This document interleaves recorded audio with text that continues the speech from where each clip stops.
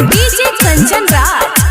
Five music recording studio Banarasi बासा मुंगेर। हम रह गए गोरी जय महजे छोड़ी जय महजे छोड़ी जय महजे छोड़ी हम रह गए गोरी जय महजे छोड़ी जय महजे छोड़ी जय महजे छोड़ी कोई नहीं मिल में त मर जइबो फसरी लगाई का लटक जइबो तोई नहीं मिल में त मर जइबो फसरी लगाई का लटक जइबो हम रह गए गोरी जय महजे छोड़ी जय महजे छोड़ी जय महजे छोड़ी हम रह गए गोरी जय महजे छोड़ी जय महजे छोड़ी जय महजे छोड़ी कोई नहीं मिल में त मर जइबो फसरी लगाई का लटक जइबो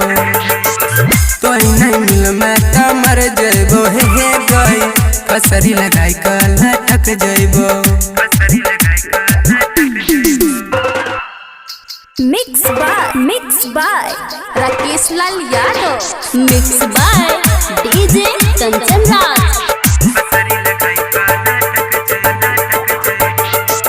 हमरा जैसन मिलता नया सिक कौनो जिला में खोजले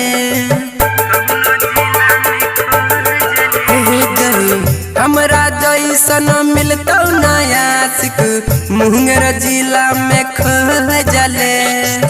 हमरा संगे घूमता रहनाई शॉपिंग रोजे करता रहनाई दूसरा के फेरा में पड़ गई न जान पड़ गई न जान हेग पड़ गई न जान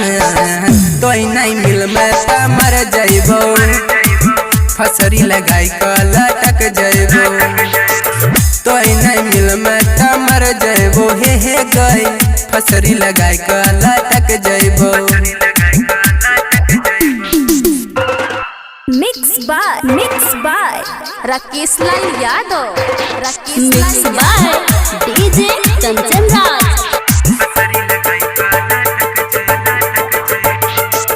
कौनो चीज के है कमी न दिलियो दिलवा हमर अमीर गे कौनो चीज के है कमी न दिलियो दिलवा हमर अमीर गे कहे छो बादल सुन गे रानी बिच रहिया में दिल देली तोड़ी हमरा जवानी के लेलही निशानी लेलही निशानी गे लेलही निशानी तोई नहीं मिल में त मर जइबो फसरी लगाई का लटक जइबो हे गई कोई नहीं मिल में त मर जइबो फसरी लगाई का लटक जइबो। Road music recording studio Banarasi बासा मुंगेर।